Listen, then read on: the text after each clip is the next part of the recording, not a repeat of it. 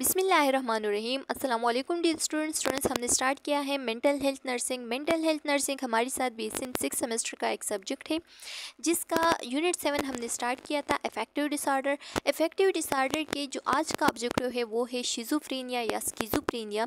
Schizophrenia जो है ना ये 2 वर्ड्स का कम्बिनेशन है और इसका जो वर्ड है वो हमारे साथ यूगर ब्ल्यूलर एक साइकोलॉजिस्ट था, उसने 1911 में फाउंड किया था। ठीक है, उसने बताया था कि जो स्किज़ो है या शिज़ो है उसका मतलब है स्प्लिट एंड फ्रीनिया का मतलब है माइंड, यानी इस डिजीज़ में हमारे साथ माइंड की स्प्लिटिंग हो जाती है और जब माइंड की स्प्लिटिंग हो जाती है तो उसमें हमारे थिंकिंग प्रोसेस, हमारा परसेप्शन, हमारा इमोशन, हमारा वोल्यूशन, हमारी कम्युनिकेशन, हमारी बिहेवियर की क्या हो जाती है डिसइंटीग्रेशन या उसकी जो डिस्टर्बेंस है वो आ जाती है उसमें। ठीक है, तो ये सब जो है ना इस डिजीज़ में खराब हो जाती है जिसको फिर हम एक नाम देते हैं जो कि है स्किज़ोफ्रेनिया और शिज़ोफ्रेनिया। स्टूडेंट्स जो शिज़ोफ्रेनिया है इसका जो पुराना नाम है वो आप लोगों ने रिमेंबर रखना है कि इसको पुराने ज़माने में डिमेंशिया प्रीकॉक्स कहा जाता था और बाद में एक साइंटिस्ट आया जिसका नाम था यूगन ब्ल्यूलर, उसने 1911 में इसको नाम दिया शिज़ोफ्रेनिया। ठीक है, यानी स्प्लिटिंग ऑफ माइंड। तो ये आप लोगों ने रिमेंबर रखना है।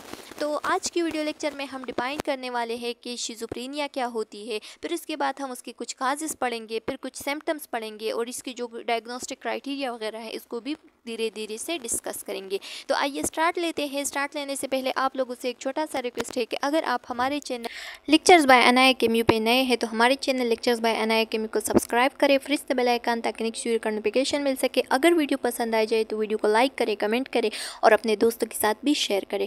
तो स्टूडेंट्स लिखा गया है कि व्हाट इज़ शिज़ोफ्रेनिया। डिफिनीशन की तरफ चलते हैं। लिखा गया है कि it is a psychotic disorder. Psychotic disorder के बारे में मैंने आप लोगों को बताया था कि साइकोटिक डिसऑर्डर क्या होती है, यानी वो डिसऑर्डर जिसमें रियलिटी के साथ जो टच है वो लूज हो जाए। ठीक है, यानी आप जो है ना आप फिर रियलिटी से हट के सोचेंगे या रियलिटी से हट के आपका जो परसेप्शन, इमोशन वगैरह है वो होगा। तो इस चीज़ को इस वजह से हम क्या कहते हैं साइकोटिक डिसऑर्डर या शिज़ोफ्रेनिया, यानी ये हमारे साथ इसमें रियलिटी का टच जो है ना वो ख़त्म हो जाता है, इसमें डिल्यूजन एंड हेलुसिनेशन स्टार्ट हो जाती है। Characterised by disturbance in thinking. अब थिंकिंग में किस तरीके का डिस्टर्बेंस हो जाती है, यानी जो आपकी फॉर्मल थाट है ना वो खराब हो जाती है, आपको फॉर्मल थाट डिसऑर्डर हो जाती है। ठीक है, शिज़ोफ्रेनिया में आपको फॉर्मल थाट डिसऑर्डर हो जाती है जो कि थिंकिंग में आती है। परसेप्शन में किस तरीके का डिस्टर्बेंस आती है, परसेप्शन जो हमारे 5 सेंसेस होती है तो उसमें क्या हो जाती है 5 सेंसेस के ज़रिए से जितनी भी हम सोच करते हैं, जितनी भी हम थिंकिंग करते हैं तो ये सब जो है ना ये जो हमारा बिलीफ होता है तो वो खराब हो जाता है। ठीक है, यानी हेलुसिनेशन और डिल्यूजन की तरफ बंदा जो है ना वो चला जाता है। अगर इमोशंस की बात करें हम तो इमोशन में फ्लैट इफेक्ट आ जाती है या आपका मूड जो है ना वो यकदम से बदल जाता है, लेबाइल मूड हो जाता है। ठीक है, अगर आप हंसी मजाक कर रहे हैं और यकदम में गुस्से में आ जाता है तो ये क्या है, ये लेबाइल मूड हो जाता है, ये इमोशंस में आते हैं। फिर वोल्यूशन मतलब आपकी जो मर्जी है वो खराब हो जाती है, आप जो है ना एफेटिक्स स्लगिश हो जाती है आप में। ठीक है, यानी आप जो है ना आप फिर कुछ भी काम नहीं कर सकते। ठीक है, आप में ऐसा ऐसा मोमेंट आपके लाइफ में आ जाता है कि आप किसी भी काम के लायक नहीं रहते। ठीक है, आप कुछ भी नहीं कर सकते, तो इसको हम वोल्यूशन कहते हैं। फिर उसके बाद आता है कम्युनिकेशन में क्या क्या चेंजेस आते हैं या कम्युनिकेशन में क्या डिस्टर्बेंस आ सकती है ड्यूरिंग शिज़ोफ्रेनिया। तो आपकी जो स्पीच है उसमें पुअर्टी आ जाती है। ठीक है, आपका जो स्पीच है वो खराब हो जाता है, उसमें क्लिंगिंग, उसमें जो राइमिंग है वो वगैरह स्टार्ट हो जाती है। ठीक है, यानी आप जो है ना वर्ड को फिर वर्ड में कंफ्यूज होना, वर्ड को सैलेड बनाना, ये सब जो है ना ये स्टार्ट हो जाती है और आपका जो बिहेवियर है वो नेगेटिविटी की तरफ ज़्यादातर चलती है, ऑड बिहेवियर हो जाता है। ठीक है, और जैसे कि लिखा गया है कि फिर क्या होता है which finally leads into disintegration of the personality, मतलब आपकी पर्सनालिटी की तोड़ फोड़ हो जाती है। ठीक है, आपकी पर्सनालिटी की स्प्लिटिंग हो जाती है, आपकी माइंड की स्प्लिटिंग हो जाती है, आपकी पर्सनालिटी की टूट फूट हो जाती है। ठीक है, तो इसको हम क्या कहते हैं, इसको हम इसी डिफिनीशन के मुताबिक ये हमारे साथ क्या होती है शिज़ोफ्रेनिया होती है। अच्छा स्टूडेंट्स, फिर लिखा गया है कि schizophrenia is a serious mental disorder. Schizophrenia हमारे साथ एक सीरियस मेंटल डिसऑर्डर है जिसमें लोगों की जो रियलिटी है उसमें क्या आ जाती है, उसमें एबनॉर्मलिटी आ जाती है, यानी रियलिटी से लॉस हो जाती है, ठीक है। साइकोटिक डिसऑर्डर है। शिज़ोफ्रेनिया में result in some combination of hallucination. Schizophrenia में क्या क्या हो सकती है, हेलुसिनेशन हो सकती है, डिलूजन हो सकती है, इसके साथ साथ एक्सट्रीमली डिसऑर्डर्स हो सकती है, ठीक है। जैसे कि आपका बिहेवियर जो है ना वो ख़राब हो जाना, आपका जो डेली फंक्शन है वो ख़राब हो जाना, जिसकी वजह से आप डिसेबलिंग हो जाती है। डिसेबलिंग मतलब कि आपका जो डेली वर्किंग है उसकी एक्टिविटी जो है ना वो लॉस हो जाती है आप में, ठीक है। आप जो है ना आप इतने एबल नहीं रहते कि आप डेली एक्टिविटी को परफॉर्म करें, तो इस वजह से हम इस बंदे को फिर डिसेबलिंग का नाम देते हैं, ठीक है, यानी डिसेबल कह सकते हैं। People with schizophrenia require life long treatment. अगर किसी बंदे को एक बार शिज़ोफ्रेनिया हो गई तो उसको फिर लाइफ लॉन्ग ट्रीटमेंट, यानी ज़िंदगी भर जो है ना उसको ट्रीटमेंट, किसी भी साइन एंड सिम्टम जो शिज़ोफ्रेनिया की negative positive and cognitive sign and symptom होती है ना, तो उसको सप्रेस रखना पड़ता है। तो इसके लिए अपने लाइफ लॉन्ग ट्रीटमेंट जो है ना वो लेना पड़ता है, यानी आपको ज़िंदगी भर की ट्रीटमेंट फिर आपको जारी रखना है, ठीक है। अच्छा स्टूडेंट्स, अब हमारे साथ जो पॉजिटिव, नेगेटिव और जो कॉग्निटिव सिम्टम की मैंने बात की ना, तो पॉजिटिव सिम्टम ऐसे सिम्टम्स होते हैं जिसमें इंसान हाई फील करता है, ठीक है। यानी पॉजिटिव सिम्टम में क्या क्या आ सकते हैं, आपके जो बिहेवियर है ना उसमें एक्सेसिवनेस आ जाती है, आप जो है ना आप ओवर परसेप्शन कर देते हैं, ठीक है। आपका जो बिहेवियर है वो एग्जैजरेट हो जाता है, जैसे कि डिलूजन, हेलुसिनेशन, ठीक है। इसके साथ साथ सर्कमस्टेंशियलिटी, इसके साथ साथ आपकी जो स्पीच है उसमें प्रेशर आ जाती है, तो ये हमारे साथ पॉजिटिव सिम्टम है।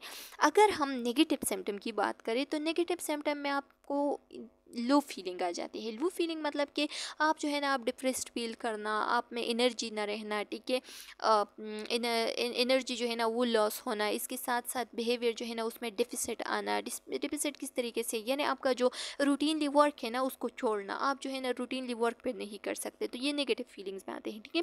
इसके साथ साथ इनहुडुनिया, यानी आपका जो प्लेजरेबल एक्टिविटी है उसमें लॉस आना, ठीक है। आपका जो मूड है वो फ्लैट इफेक्ट होना, आपके सोशल कॉन्फ्लिक्ट जो है ना वो लॉस होना, तो ये सब जो है ना नेगेटिव सिम्टम में आते हैं। और अगर हम कॉग्निटिव सिम्टम की बात करें तो कॉग्निटिव सिम्टम हमारे साथ नेगेटिव एंड पॉजिटिव सिम्टम दोनों की एबेंडेंट होती है, ठीक है, ये आप लोगों ने रिमेंबर रखना है।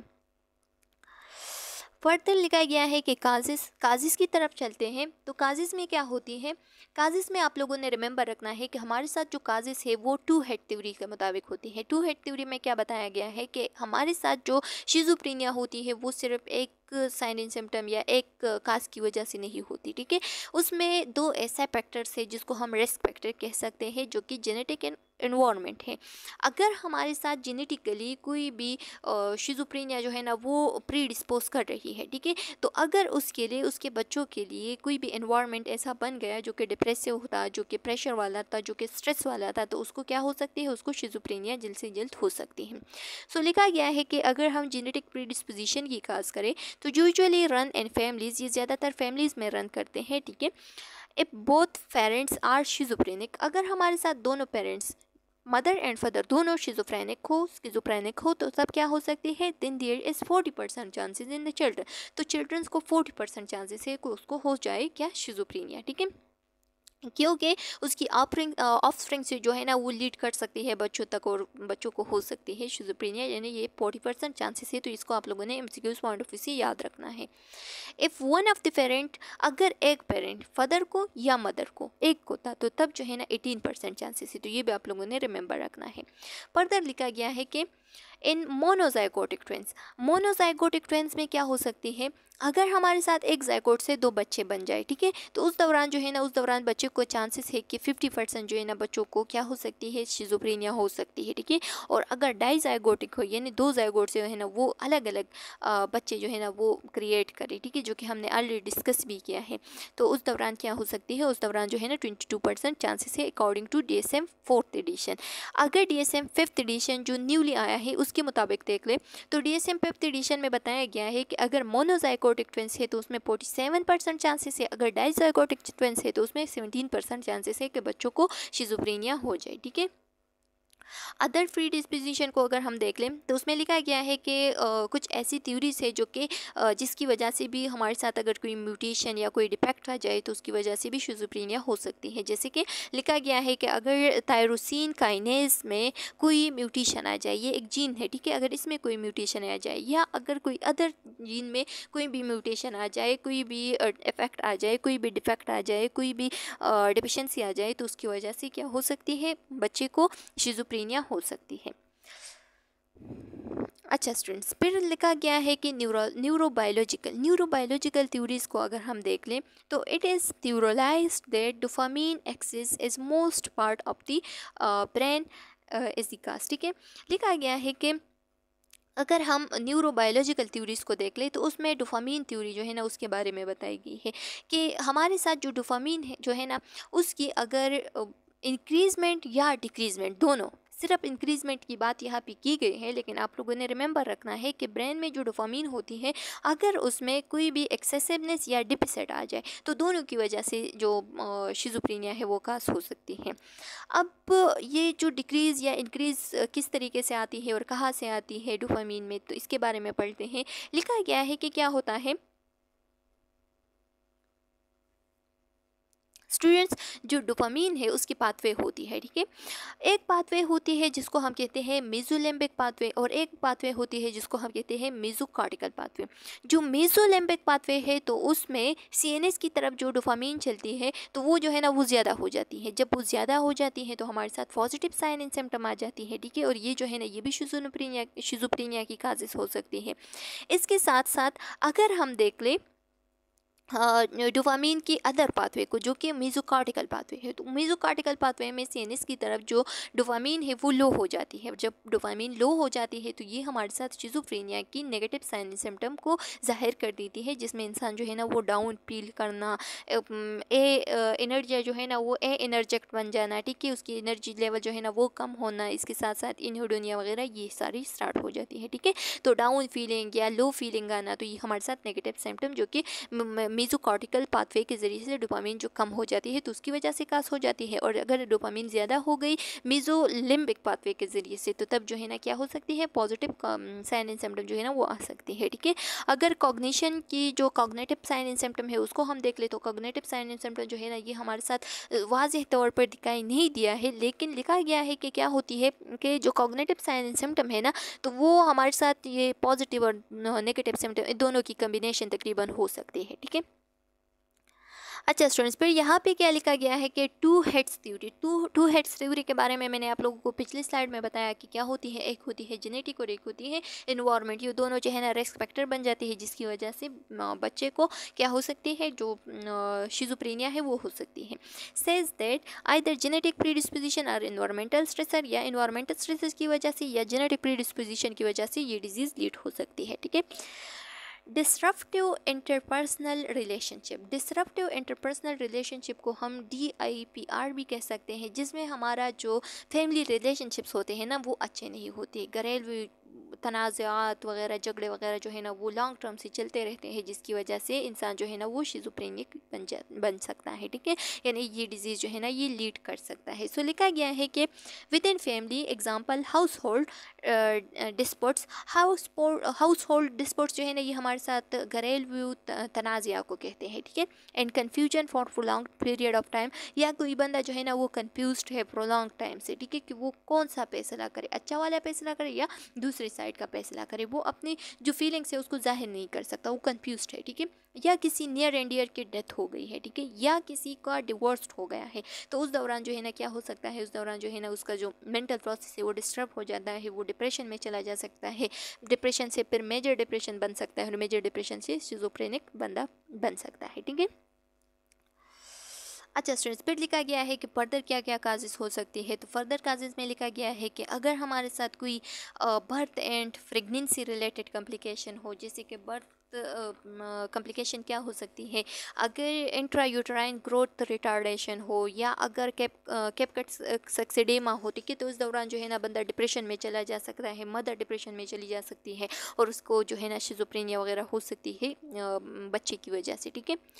फ्री नेटल पुअर्टी यानी पैदाइश से पहले अगर उसको न्यूट्रिशन की कमी है, ठीक है, उसको पोवर्टी है, इसके साथ साथ अगर पुअर न्यूट्रिशन है, डिप्रेशन है मदर को, ठीक है, अगर जो इन्फ्लुएंजा आउटब्रेक हो गई है, ठीक है, अगर वो उसको हो जाए, ठीक है, तो उसकी वजह से, ये पुराने ज़माने की बात कर रही है, ठीक है, अगर किसी पोस्ट ट्रॉमेटिक स्ट्रेस यानी जैसे कि वार जोन एक्सपोजर हो गया, ठीक है, तो अगर किसी को पोस्ट ट्रॉमेटिक स्ट्रेस हो गया तो उसकी वजह से भी शिज़ोफ्रेनिया जो है ना वो हो सकती है। आरएच फैक्टर इनकम्पेटिबिलिटी के बारे में इस वजह से बताया है कि अगर मदर की जो आरएच फैक्टर है, जो एंटीबॉडीज़ है, वो बच्चे की एंटीबॉडीज से या ब्लड सेल से मैच ना करे, ठीक है, उसके खिलाफ हो, तो तब बच्चे को क्या हो सकती है, तब बच्चे को शिज़ोफ्रेनिया जो है ना वो हो सकती है, ठीक है। इसके साथ साथ पर लिखा गया है कि पीरीनेटल काजेस, कौन से काजेस होते हैं? पीरीनेटल मतलब वो काजेस जो कि ड्यूरिंग प्रेगनेंसी या प्रेगनेंसी अगर बच्चे को बर्थ दे, ठीक है, तो उस दौरान क्या क्या काजेस हो सकती है। सो लो बर्थ वेट हो सकती है, उसकी वजह से भी शिज़ोफ्रेनिया काज हो सकती है। शार्ट गेस्टेशन, अगर बच्चे का गेस्टेशन शार्ट हो, ठीक है, एयरली डेवलपमेंट डिफ़िकल्टीज़ या किसी को ऐसी डिफ़िकल्टीज़ आ जाए जो कि वक्त से पहले आ जाए, ठीक है, तो उस दौरान एंड सीएनएस इन्फेक्शन की वजह से भी शिज़ोफ्रेनिया हो सकती है। या कोई ऐसी थ्योरी जो कि स्ट्रेस रिलेटेड हो, ठीक है, स्ट्रेस रिलेटेड थ्योरी मतलब बंदे पे बोझ आना, बंदे पे स्ट्रेस आ जाना, डिप्रेशन, एंजाइटी वगैरह हो जाना, तो इसकी वजह से भी क्या हो सकती है, जो शिज़ोफ्रेनिया है वो काज हो सकती है। तो ये तो काजेस हो गए। फर्दर चलते हैं, फर्दर लिखा गया है कि हिस्ट्री की तरफ जाने से पहले आप लोगों ने रिमेंबर रखना है कि जो शिज़ोफ्रेनिया डिसऑर्डर है इसको पहले क्या नाम दिया गया था? डिमेंशिया प्रीकॉक्स। और डिमेंशिया प्रीकॉक्स किसने दिया था, तो इसके बारे में हम पढ़ते हैं। हिस्ट्री में लिखा गया है कि हमारे साथ फर्स्ट टाइम जो साइकोलॉजिस्ट आया था वो था एमिल क्रिपलिन ने बताया गया था कि this illness develop relative early in life. ये ऐसे डिसऑर्डर है जो कि एयरली लाइफ में, यानी जो एयरली एडल्ट बच्चे होते हैं, ठीक है, एडल्ट्स में ज़्यादातर जो है ना ये डिसऑर्डर आ जाती है। और ये एक क्रोनिक साइकोटिक डिसऑर्डर है जिसमें बंदा जो है ना वो क्या है, जो रियलिटी है उससे टच जो है ना वो लॉस हो जाता है, ठीक है। And course is likely deteriorating and chronic deterioration, ठीक है। इसमें क्या हो जाती है, इसमें जो बच्चों की या एडल्ट की जो बॉडी है ना उसमें इम्पेयरमेंट आ जाती है, ठीक है। उसकी जो माइंड है उसमें जो मतलब जो कुछ याद रहना, मेमोरी लॉस होना, ये सब जो है ना ये स्टार्ट हो जाती है, ठीक है। रिमाइंडेड डिमेंशिया हो जाती है, इस वजह से इसको नाम दिया डिमेंशिया प्रीकॉक्स, ठीक है। But was not followed by any organic changes। लेकिन क्या हुआ था, लेकिन इस थ्योरी ने, इस हिस्ट्री ने, इस बंदे ने, इस साइकोलॉजिस्ट ने क्या नहीं बताया था, किसी भी organic change in the brain के बारे में नहीं बताया था कि ब्रेन में ऐसे कुछ ऑर्गेनिक चेंजेस आ जाते हैं जिसकी वजह से ये डिजीज़ जो है ना ये लग जाती है, डिमेंशिया प्रीकॉक्स हो जाती है। तो इस वजह से ये जो है ना ये हमारे साथ उस टाइम पे फेल हो गई ये जो नेम है या ये जो जितनी भी इसके बारे में बताया था। फिर बाद में कौन आया, बाद में आया यूगेन ब्यूलर ने इसको रीनेम्ड किया और इसको रीनेम्ड किया शिज़ोफ्रेनिया या स्किज़ोफ्रेनिया का नाम दिया, ठीक है। यानी डिमेंशिया प्रीकॉक्स को स्किज़ोफ्रेनिया या शिज़ोफ्रेनिया का नाम दिया। और ये कब दिया था? 1911 में दिया था। ही रिकॉग्नाइज्ड द कॉग्निटिव इम्पेयरमेंट, उसने बताया था कि कॉग्निटिव इम्पेयरमेंट हो जाती है, ठीक है, जिसकी वजह से इलनेस आ जाती है। और ये इलनेस जो है ना ये क्या होती है, ये इलनेस असल में माइंड की स्प्लिटिंग हो जाती है जिसकी वजह से हमारे साथ ये डिजीज़ हो जाती है। और शिज़ोफ्रेनिया का मतलब ही यही था, यानी माइंड स्प्लिटिंग, ठीक है। इसमें जो बंदा होता है उसका माइंड जो है ना वो डिस्टर्ब, कन्फ्यूज वगैरह होना, इसकी वजह से हमारे साथ एक डिजीज़ हो जाती है जिसको हम स्किज़ोफ्रेनिया या शिज़ोफ्रेनिया का नाम देते हैं। फिर बाद में आया कर्ट स्नाइडर ने क्या बताया था? कर्ट स्नाइडर ने बताया था he emphasized and the role of psychotic symptom. इसने साइकोटिक सिम्टम यानी ऐसे सिम्टम जो कि हमारे साथ क्या है, रियलिटी से टच ना हो, ठीक है, रियलिटी से जो टच है वो लॉस हो जाए, जैसे कि हेलुसिनेशन एंड डिल्यूजन। यानी उसने बताया कि हमारे साथ जब भी किसी बंदे को शिज़ोफ्रेनिया हो तो उसमें ये दोनों साइन एंड सिम्टम मस्ट मौजूद हो, या इन दोनों में से एक जो है ना वो ज़रूर मौजूद हो। अगर इन दोनों में से एक है और बाकी जितने भी साइन एंड सिम्टम है, जैसे कि डिसऑर्गेनाइज स्पीच, उसके जो ग्रॉसली डिसऑर्गेनाइज्ड होना, नेगेटिव सिम्टम्स वगैरह, फ्लैट इफेक्ट, इनहोडोनिया वगैरह आना, तो ये सब अगर उसके साथ मौजूद हो और एक हेलुसिनेशन या डिल्यूजन हो तो उस बंदे को हम डायग्नोस कर सकते हैं कि उसको शिज़ोफ्रेनिया है, ठीक है। तो उसने इन दोनों सिम्टम को नाम दिया फर्स्ट रैंक सिम्टम। ठीक है, ये आप लोगों ने रिमेंबर रखना है कि फर्स्ट रैंक सिम्टम कौन कौन से हैं, हेलुसिनेशन एंड डिल्यूजन है। तो ये एमसीक्यूज पॉइंट ऑफ व्यू से बहुत इंपॉर्टेंट है। ठीक है, इसको याद रखना है। और ये किसने ये नाम दिया था, ठीक है, फर्स्ट रैंक सिम्टम किसने हेलुसिनेशन और डिल्यूजन को दिया था, तो ये भी आप लोगों को याद रहना चाहिए एमसीक्यूज पॉइंट ऑफ व्यू से। फर्दर चलते हैं प्रेवेलेंस की तरफ। प्रेवेलेंस में लिखा गया है कि मतलब कितनी प्रेवेलेंस है, कितनी इसकी जो पैमाइश है या कितनी इसकी जो मरदमशुमारी है, ठीक है, वो कितनी हद तक है। ठीक है, सो लिखा गया है कि लाइफ प्रेवेलेंस, अगर लाइफ टाइम प्रेवेलेंस हम देख ले शिज़ोफ्रेनिया की, तो वो 1% वर्ल्ड वाइड मौजूद है। ठीक है, टिपिकली ये कौन से एज में मौजूद है, तो ये typically age of onset late teens and early 20s। Late teens का क्या मतलब है, यानी 17 एज से तकरीबन, ठीक है, 16-17 एज से, और 20 से मतलब अर्ली जो 20 एज है, जैसे कि 21, 22, 23 यहाँ तक, यानी 17 से 23 तक जो है ना, ये अगर किसी को स्ट्रेस एनवायरनमेंट वगैरह मौजूद हो तो उस दौरान जो है ना बच्चे को हो सकती है क्या, शिज़ोफ्रेनिया। ठीक है, मेन एंड वुमेन इक्वली जो है ना इनको हो सकती है। ऐसा नहीं है कि मेन में ज़्यादा है वुमेन में कम है, या वुमेन में ज़्यादा है मेन में कम है, दोनों को इक्वली हो सकती है शिज़ोफ्रेनिया। ठीक है, the life time prevalence of schizophrenia is 1% world wide, वही बात है। The most typical age onset schizophrenia is during late teen age, वही बात है। ठीक है, and early 20s although cases. अच्छा, अब ऐसे केसेस पाए हैं जो कि हमारे साथ जो 5 to 6 एज के बच्चे होते हैं ना, तो उसको भी रिपोर्ट किया गया है कि उसमें भी ऐसे साइन एंड सिम्टम मौजूद है जो कि हमारे साथ शिज़ोफ्रेनिया को लीड करती है। ठीक है, तो ऐसे एज में भी हो सकता है, लेकिन ये बहुत बहुत रेयर केसेस होते हैं। Symptom are typically noted in college years, और ये सिम्टम जो है ना ज़्यादातर कॉलेज ईयर्स में आ जाते हैं। कॉलेज ईयर्स कौन से होते हैं, जैसे कि टीन एज हो गए, ठीक है, 16 to 18 तकरीबन।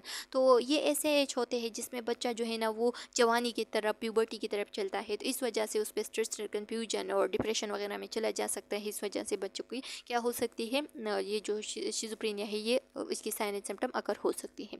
The incident of schizophrenia in men and women are equal, men and women में इक्वल है, बट क्या होता है, अगर वुमेन जो है ना वो 25 to 35 ईयर तक हो जाए ना, तो उस दौरान ज़्यादातर उसकी शादी, उसके बच्चे, उसकी जो जितनी भी हार्मोनल चेंजेस वगैरह है वो स्टार्ट हो जाती है। तो इस वजह से इस एज में फीमेल में ज़्यादा होती है शिज़ोफ्रेनिया। ठीक है, एज़ कम्पेयर टू मैन। ये आप लोगों ने एमसीक्यूज़ पॉइंट ऑफ व्यू से याद रखना है, ये सारे एमसीक्यूज़ हैं। अच्छा, अगर according to DSM 4th edition की डायग्नोसिस को हम देख ले, ठीक है, तो उसमें क्या होती है कि DSM 4th एडिशन ने बताया था कि must exhibit 2 or more of the following each present.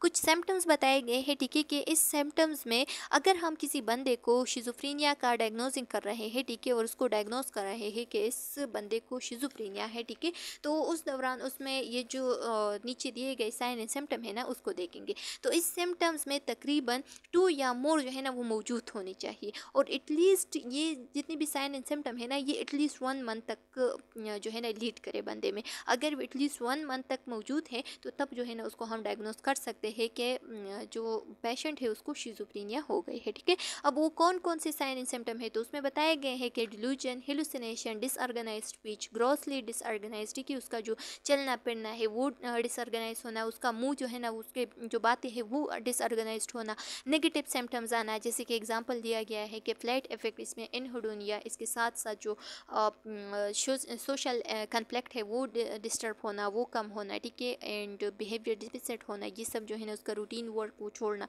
ये सब जो है ना ये हमारे साथ नेगेटिव सिम्टम्स में आते हैं।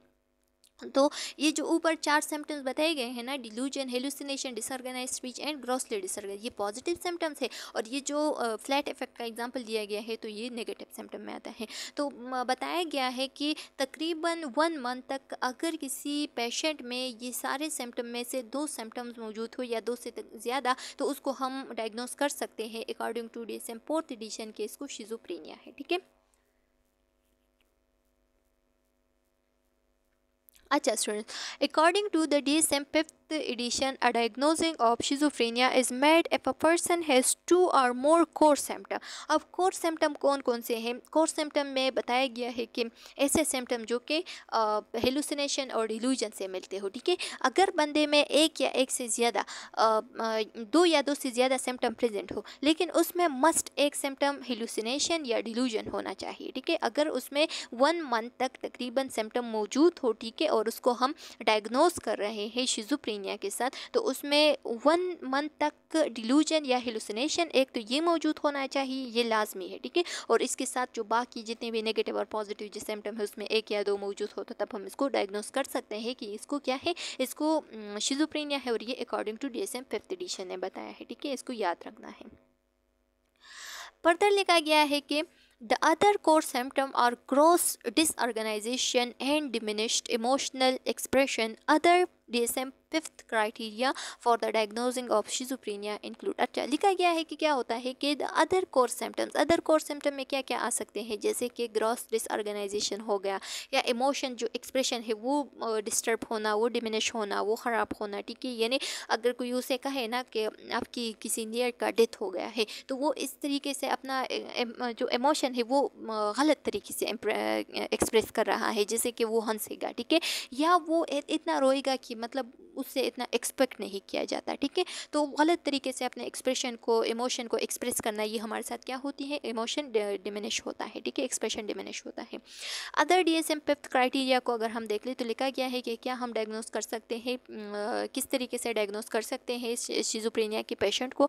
लेवल ऑफ वर्क, उसका जो लेवल ऑफ वर्क होता है, जो डेली वो काम परफॉर्म करता है, जो सेल्फ केयर होता है, उसका जो इंटरपर्सनल रिलेशनशिप्स वगैरह होते हैं, तो उसमें अब क्या आ जाएगी, उसमें अब कमी आ जाएगी। और ये क्यों कमी आती है, क्योंकि उसको शिजोफ्रेनिया हो गई है, उसको जो लो फीलिंग है, जो नेगेटिव सिम्टम्स है वो उसमें अपेयर हो गए हैं। Sign of disturbance that have have lasted at least 6 months। कुछ ऐसे साइन ऑफ डिस्टर्बेंस होते हैं जो कि शिजोफ्रेनिक पेशेंट में तकरीबन 6 मंथ तक जो है ना लीड करे, ठीक है। जैसे कि हमने बताया ना कि ये जो जितनी भी जो एंजाइटी, डिप्रेशन, इसके साथ साथ जो हेलुसिनेशन, डिलूजन और नेगेटिव पॉजिटिव जितनी भी सिम्टम्स है, ठीक है, तो वो एटलीस्ट 6 मंथ तक अगर लीड करे तो उसमें क्या आ जाती है, उसको हम इजीली डायग्नोस कर सकते हैं कि पेशेंट को शिजोफ्रेनिया है, ठीक है। शिजो अफेक्टिव डिसऑर्डर, शिजो अफेक्टिव, अब कुछ ऐसे डिसऑर्डर है जिसको हम शिजो अफेक्टिव, फ्रीनोफॉर्म, ठीक है, इसके साथ साथ साइकोटिक डिसऑर्डर या एक्यूट साइकोटिक या ब्रीफ साइकोटिक डिसऑर्डर उसको कह सकते हैं, ठीक है। तो अब हम किस तरीके से बंदे को डायग्नोस करेंगे कि इसको फ्रीनोफॉर्म डिसऑर्डर है। शिजोफ्रेनिफॉर्म डिसऑर्डर ऐसी डिसऑर्डर होती है जिसमें ये जो पॉजिटिव और नेगेटिव साइन होती है ना शिजोफ्रेनिया का, तो वो तकरीबन less than 6 month and greater than 1 month तक प्रेजेंट हो, तो उसको हम शिजोफ्रेनिफॉर्म कहेंगे, ठीक है। और अगर हमारे साथ पेशेंट को साइकोटिक, ब्रीफ साइकोटिक या एक्यूट साइकोटिक डिसऑर्डर है, तो उसको हम डायग्नोस कर सकते हैं अगर पेशेंट में less than 1 month and have no negative sign, ठीक है। अगर पेशेंट में नेगेटिव साइन नहीं है, नेगेटिव सिम्टम्स नहीं है, और उसमें जो जितनी भी ये साइन एंड सिम्टम है, पॉजिटिव साइन एंड सिम्टम, तो वो लेस देन 1 मंथ हो, तो उसको हम कहेंगे कि इसको ब्रीफ साइकोटिक डिसऑर्डर हो गई है, ठीक है।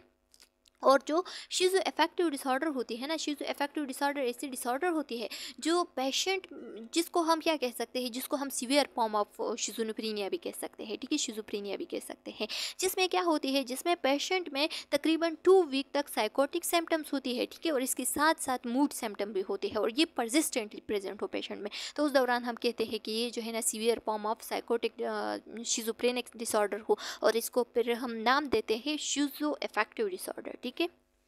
तो इसमें आप लोगों ने कंफ्यूज नहीं होना है। अगर पेशेंट को शिजो अफेक्टिव डिसऑर्डर है या डिप्रेसिव डिसऑर्डर है, कि कोई भी डिप्रेशन वगैरह है, ठीक है, मेजर डिप्रेशन है या बाइपोलर डिसऑर्डर है, या कोई साइकोटिक सिम्टम ऐसे प्रेजेंट है जो कि हमारे साथ बाइपोलर डिसऑर्डर जैसे कि उसमें मेन या डिप्रेशन वगैरह हो सकती है, तो इसको हम क्या करेंगे, इसको हम रूल आउट कहेंगे कि इसको हम नहीं कह सकते कि पेशेंट को शिजोफ्रेनिया हो गई है, ठीक है, इसको हम शिजोफ्रेनिया नहीं कह सकते, शिजोफ्रेनिया का नेम नहीं दे सकते, ठीक है। तो इसमें आप लोगों ने फिर कंफ्यूज नहीं रहना है। The disturbance is not caused by substance abuse, ये डिस्टर्बेंस जो है ना, ये हमारे साथ सब्सटेंस अब्यूज़ की वजह से ना हो, या किसी अदर मेडिकल, यानी जैसे कि डिप्रेशन, एंजाइटी वगैरह की वजह से ना हो। अगर इसकी वजह से हो तो इसको तब भी हम क्या नहीं कह सकते, जो शिजोफ्रेनिया है उसका नाम नहीं दे सकते, ठीक है। शिजोफ्रेनिया हम तब कहेंगे अगर हमारे साथ पेशेंट में cognitive, negative and positive symptom सारे प्रेजेंट है, ठीक है, और ये 1 मंथ से ज़्यादा हो, ठीक है। तो तब हम उसको कंसिडर कर सकते हैं कि पेशेंट जो है ना वो हमारे साथ शिज़ोफ्रेनिक है। और according to DSM 5th addition उसको हम तब कह सकते हैं अगर पेशेंट में जो डिल्यूजन या हेलुसिनेशन एक ये प्रेजेंट हो और इसके साथ साथ जितने भी नेगेटिव साइन एंड सिम्टम है उसमें से 2 या 1 प्रेजेंट हो, तो उसको हम कंसिडर कर सकते हैं कि ये हमारे साथ क्या है, ये हमारे साथ शिज़ोफ्रेनिक पेशेंट है और इसमें एटलीस्ट 1 मंथ तक ये जितने भी साइन एंड सिम्टम है ये लीड करे। ठीक है। फर्दर लिखा गया है कि सिम्टम्स, अगर सिम्टम्स को हम देख ले तो ये सारे जितने भी सिम्टम्स है तो इसको हम डिटेल के साथ नेक्स्ट वीडियो लेक्चर में पढ़ेंगे। ठीक है। लेकिन यहाँ पे इसके जस्ट नेम जो है ना वो डिस्कस करते हैं। लिखा गया है कि क्या क्या साइन एंड सिम्टम हो सकती है, सिम्टम्स हो सकते हैं। तो थॉट ब्रॉडकास्टिंग हो सकती है, इसके साथ साथ थॉट इंजर्शन हो सकती है, यानी थॉट का इंदिराज हो सकती है। ठीक है। थॉट विड्रॉवल हो सकती है, कन्फ्यूजन हो सकती है, बीइंग कंट्रोल हो सकती है, लॉज एसोसिएशन हो सकती है। ये सब हम एक एक करके डिटेल के साथ भी पढ़ने वाले हैं। न्यूलॉजिज्म हो सकती है, यानी माकूलियत हो सकती है। ठीक है। कंक्रीट थिंकिंग, उसका जो थिंकिंग वो कंक्रीट हो सकती है। इक्विलिलिया हो सकती है, इक्विलिलिया जो है ना इसमें हम वर्ड की रिपीटिशन करते हैं। ठीक है। बार बार वर्ड को रिपीट करना। क्लैंग एसोसिएशन, यानी वर्ड की जो राइमिंग है वो खराब होना। ठीक है। वर्ड को राइम करना, इसके साथ साथ वर्ड सेलेड बनाना, वर्ड में कंफ्यूज होना। ठीक है। हेलुसिनेशन, डिल्यूजन जो कि हमने पॉजिटिव साइन एंड सिम्टम में पढ़े, disorganize speech and organized art, catatonic जो है ना इसमें क्या होती है, जो कम्युनिकेशन है उसकी लैक ऑफ कम्युनिकेशन हो जाना। ठीक है। या लैक ऑफ मूवमेंट हो जाना, तो इसको हम क्या कहते हैं, केटाटोनिक बिहेवियर कहते हैं। और नेगेटिव सिम्टम में क्या क्या हो सकते हैं, इमोशन, प्लेटलेनेस होना। ठीक है। इसके साथ साथ जो एपेथी है, जो लैक ऑफ स्पीच है, ये सब आना, तो ये हमारे साथ क्या है, नेगेटिव सिम्टम्स में है। तो इन सब को हम डिटेल के साथ नेक्स्ट वीडियो लेक्चर में डिस्कस करेंगे। उम्मीद है कि यहाँ तक आप लोग को समझ में आ गया होगा। फिर भी अगर कोई क्वेश्चन कम्प्लिकेशन है तो आप लोग कमेंट सेक्शन में पूछ सकते हैं। बहुत जल्द आप लोग को आंसर मिल जाएगा। नेक्स्ट वीडियो मिलते हैं, तब तक के लिए अल्लाह हाफिज़।